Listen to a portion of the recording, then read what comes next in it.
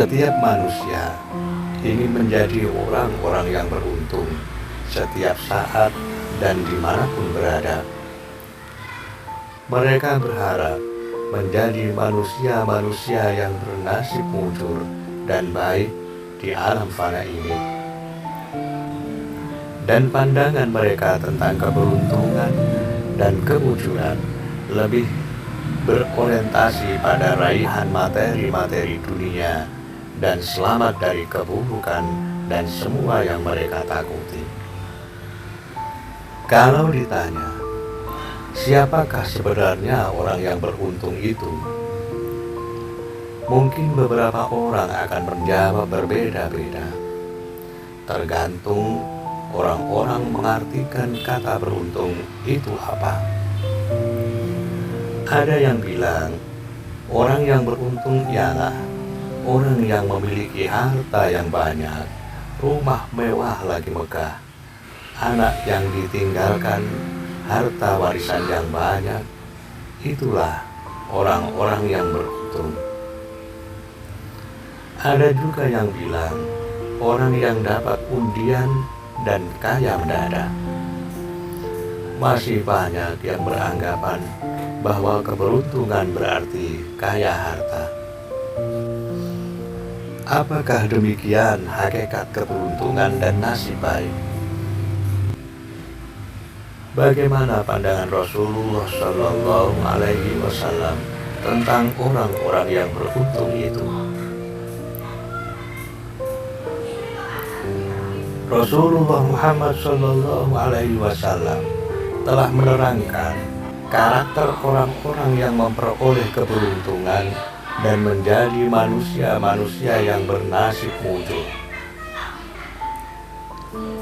Rasulullah bersabda, "Qad aflaha man aslama wa ruziqa kafafan wa qanna'ahu Allahu bima ataahu." Rawahu Muslim. Sungguh beruntung orang-orang yang memeluk Islam, dikaruniai rezeki yang cukup dari Allah, menjadikannya bersifat qanaah atas nikmat yang diberikannya.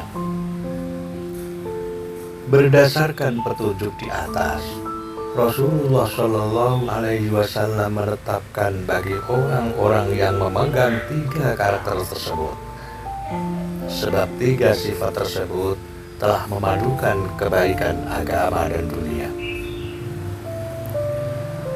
Seorang manusia bila memperoleh hidayah untuk memeluk Islam, merupakan agama Allah Azza wa Jalla yang tidak ada ajaran agama yang diterima selainnya.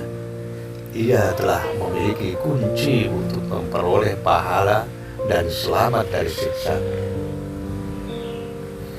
Selanjutnya, ia memperoleh rezeki yang mencukupi kebutuhan dirinya, sehingga dengan itu ia dapat menjaga kehormatannya tanpa meminta-minta atau mengemis kepada orang lain.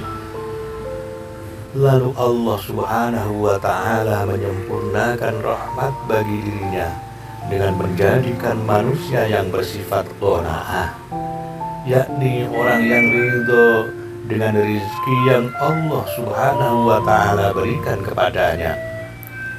Jiwanya menerima, tidak lagi rakus dengan menginginkan yang lebih dari itu. Mengenai ridho dengan pembagian rezeki ini, Rasulullah Muhammad Shallallahu Alaihi Wasallam bersabda, "Warudho bima qasamallahu laka takun aghnan nas." Ridholah apa yang Allah bagikan kepadamu, maka kamu akan menjadi orang yang paling berkecukupan.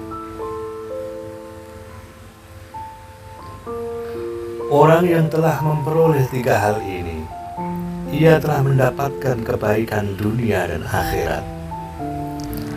Apabila ada kekurangan dengan tidak terpenuhinya 3 sifat ini atau salah satunya, semisal ia tidak mendapat hidayah untuk memeluk Islam, orang ini sesungguhnya kesudahannya adalah hidup celaka selamanya di neraka.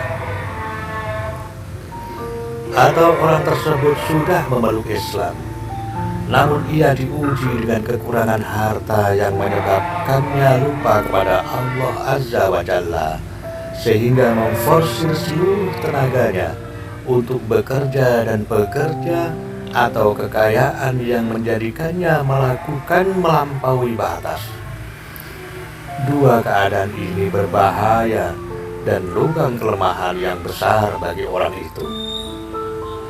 Demikian juga orang yang sudah dikaruniai rezeki yang banyak, namun ia tidak qanaah dengan rezeki yang Allah berikan kepadanya.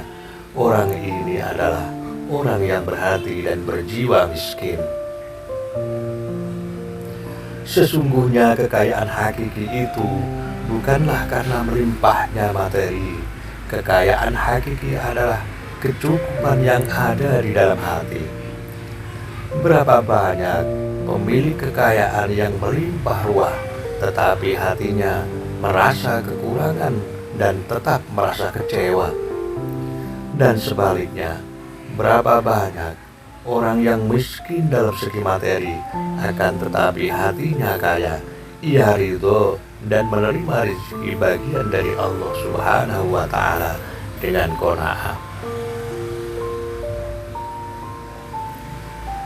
Orang yang berpendirian teguh, ketika dunia terlihat di hadapannya, ia tidak terpengaruh apapun. Ia tetap berusaha untuk meraih ketenangan jiwa dan ketentraman, sebagaimana ia berusaha untuk mencari rezeki. Saudaraku, ada banyak hal tentang bagaimana kita disebut sebagai orang yang beruntung. Semoga penjelasan ini sedikit menambah wawasan kita, agar kita selalu menerima apapun yang Allah berikan kepada kita. Tapi jangan lupa, kita mempunyai kewajiban untuk berusaha untuk meraih kebahagiaan baik di dunia dan akhirat. Saudaraku, semoga bermanfaat untuk kita semua.